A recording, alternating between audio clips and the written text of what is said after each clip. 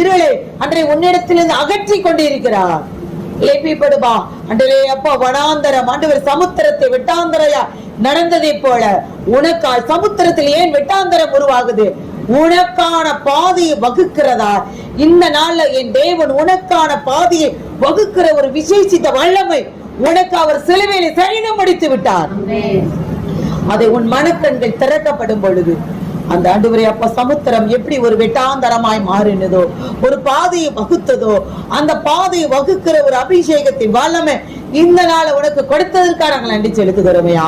இதற்கு எல்லாவற்றிலும் நாங்கள் சிலுவையில எங்களுடைய சுவாபங்களை அடைக்கப்படணும்.